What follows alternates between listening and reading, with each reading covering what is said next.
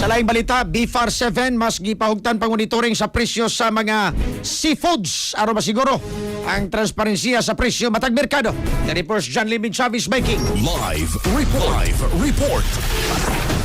Gipahibaw sa BFAR 7, pinaagi sa Fisheries Production and Support Services Division kon FPSSD nga hugot ang ilang monitoring karon sa presyo sa mga isda o guban pang mga produktong pandagat sa pipila ka mga public wet market sa Sugbo. Ingon man sa isla sa Bohol, gikan Mayo 17 hangtod Pitsa 23 karong buwana. Laraw niini nga ma-monitor kung aduna bay pagsaka sa mga presyo, ingon man ang pagsiguro nga way mahitabong overpricing. Lakip sa mga produktong gitutukan sa ilang buhatan, gikan sa Carbon Public Market sa Dakbayan sa Sugbo ug sa Dao Public Market sa Tagbilaran City, mao ang bangus, tilapia, buwad, pasayan, lambay, guso, lumayagan og mga isdang tulingan. Base sa monitoring, ang presyo sa bangus nagkantidad gikan sa 140 pesos ngadto sa 240 pesos matag kilo nga nakadepende na lang sa gidakon ingon man sa bahin sa probinsya nga namaligya. Gipadayag sa BFAR 7 nga sinima na ang ilang price monitoring diin maghatagan sila og updated nga impormasyon ngadto sa mga konsumidor, mga vendors ug stakeholders kabahin sa kasamtangang presyo sa produktong pangisda sa Central Visayas ug aron mas mapalambo pa ang transparensiya sa presyo sa lokal nga mga merkado. Mga katropa, aron mas mulig-on ang immune system pagtumar og Synthone Vitamin C, ang alkaline nga vitamin C.